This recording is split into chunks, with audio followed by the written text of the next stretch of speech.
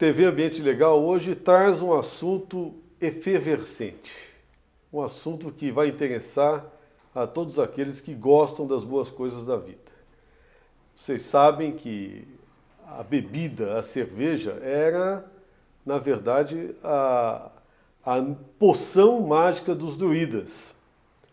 Nos tempos antigos, na época dos bárbaros, os romanos enfrentavam os bretões, que vinham enfurecidos graças a esta poção mágica preparada pelos druidas, que nada mais era do que a cerveja.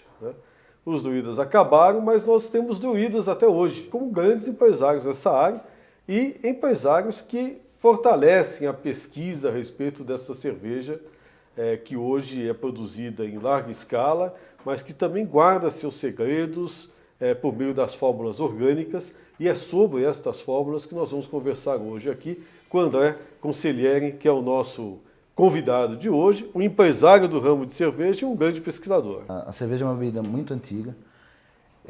Alguns estudos datam a cerveja de mais de 10 mil anos atrás. Algumas correntes entendem que a cerveja é a bebida mais antiga do mundo, bebida alcoólica, e algumas é o hidromel.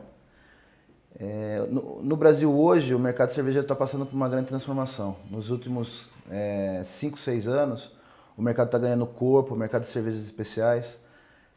Estão surgindo muitas microcervejarias, né? O Brasil começou isso aí há mais ou menos uns 20 anos com a Baden-Baden, né? Hoje nós temos mais de 220 microcervejarias no Brasil. Antigamente a gente não tinha 10, né? Há 15, 20 anos atrás. Em relação ao resto do mundo, o Brasil está bem atrasado, né? Os Estados Unidos começou esse movimento em 84, quer dizer, tem quase 30 anos. A Europa nunca precisou começar esse movimento porque eles já têm uma tradição cervejeira muito antiga, né? Você pega países como a Bélgica, a República Tcheca, a Alemanha, a Inglaterra, eles têm cervejarias com mais de 1000 anos, né, de atividade. Tanto o Brasil quanto os Estados Unidos, eles na década de 20, no começo do século passado, eles, por conta da lei seca, né, eles tiveram uma mudança muito grande no paladar, né, da cerveja produzida e nos estilos produzidos. Quer dizer, a cerveja se tornou algo muito mais comercial e menos artesanal, né? A arte envolvida no processo foi posta um pouco de lado. Então, nos Estados Unidos, antes da lei seca, existiam mais ou menos umas 4.500 cervejarias. Depois da lei seca, existiam 3. É impressionante que a gente observa essa concentração e isso leva à perda da qualidade do paladar, né? Sim, sim. Quer dizer que nós estamos agora resgatando isso no Brasil, Exatamente. né? Você é um dos que está patrocinando esse resgate com o Beer Experience, né? Me fala um pouco a respeito do Beer Experience. A nossa missão é levar a cerveja especial para novas pessoas, né? Quer dizer, não é um evento feito para o amante da cerveja. Na verdade, é um evento feito para pessoas que ainda não fazem parte desse universo, terem a chance de provar Sensibilização. Exatamente. Ter o primeiro contato ali e depois disso criar um interesse e ir atrás, né? Porque acho que o grande concorrente do mercado de microcervejarias e de cerveja especial hoje é a ignorância, né? Não no sentido pejorativo, mas no real da palavra. De não saber. Ele não tem o conhecimento sobre a cerveja. A maioria das pessoas imagina que existem 2 estilos de cerveja, né? O Pilsen e a Malzbier, né? E você tem classificados mais de 180 estilos de cerveja no mundo. E sem contar assim, alguns estilos que são como meio que coringas.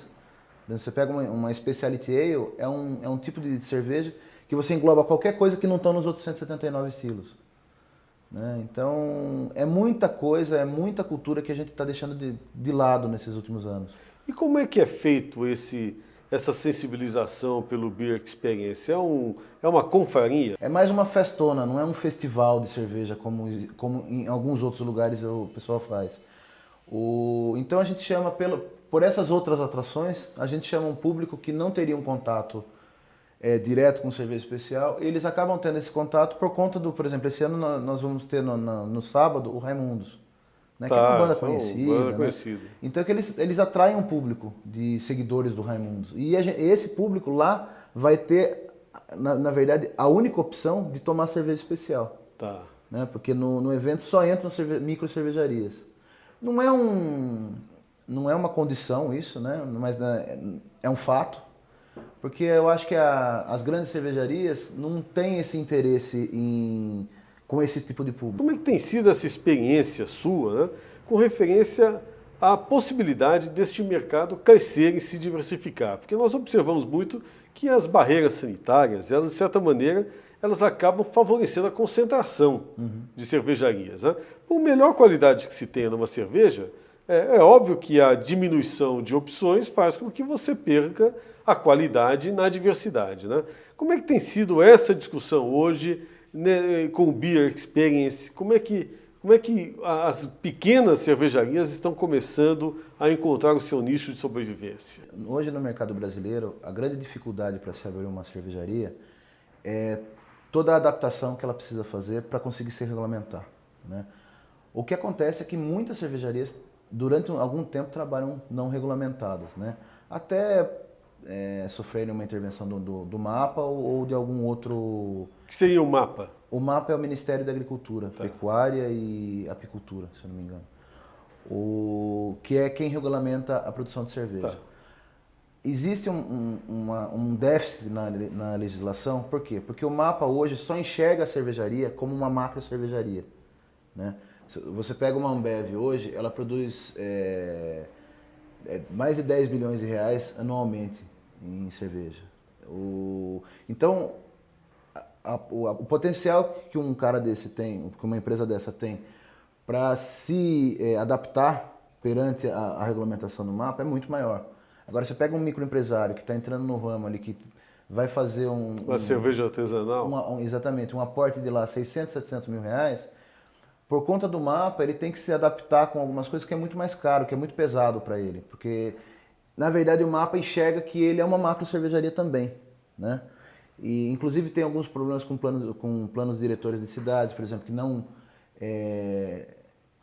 admitem que se monte uma cervejaria na cidade pela quantidade de efluente gerado. Porque uma cervejaria, normalmente, ela tem uma taxa de produção de efluente que vai de 5 a 10 vezes a produção dela. Então, para cada litro de cerveja, uma macro cervejaria produz 5 litros de efluente. Uma macro cervejaria normalmente produz de 2 a 3 milhões de litros de cerveja por dia. É bem diferente.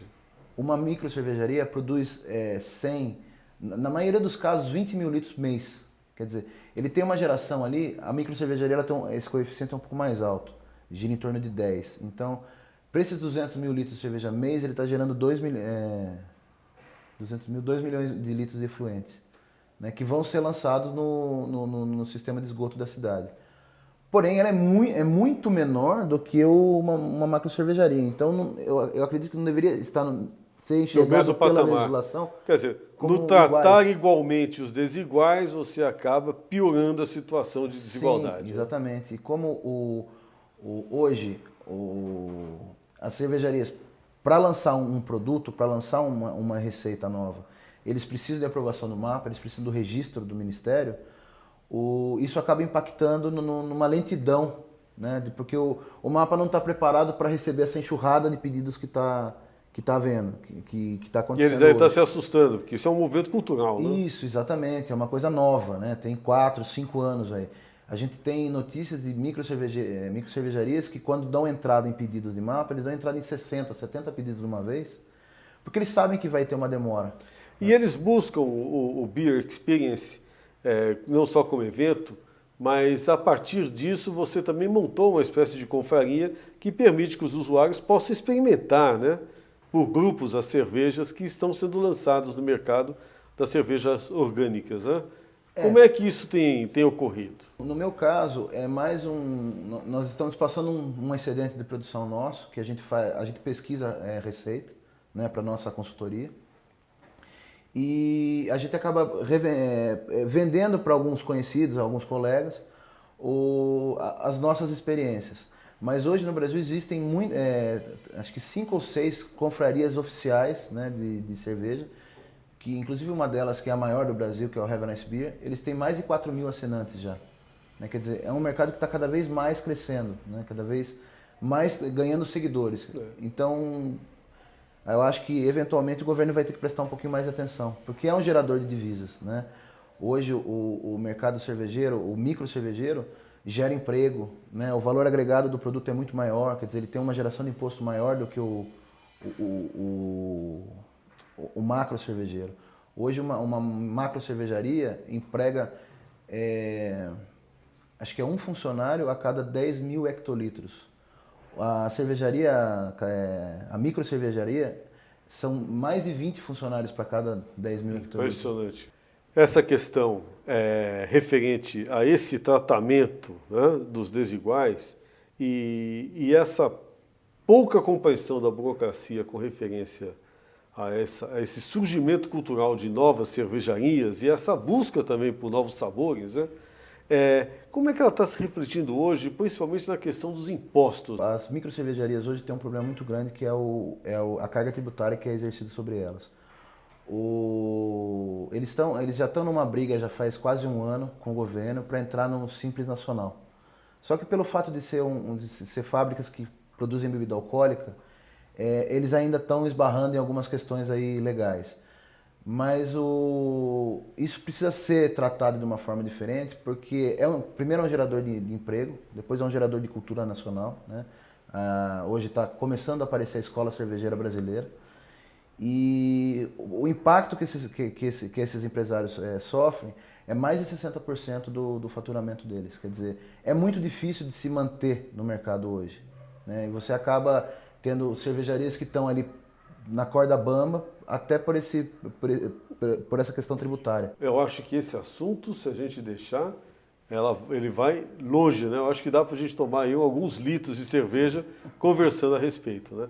Queria agradecer a presença do André e essa possibilidade de nós podemos entrar e experimentar, experienciar este mundo fantástico que é o das cervejas, né? Dos vários sabores e desta introdução dessa nova cultura da variedade no Brasil. Muito obrigado, viu, André? Obrigado.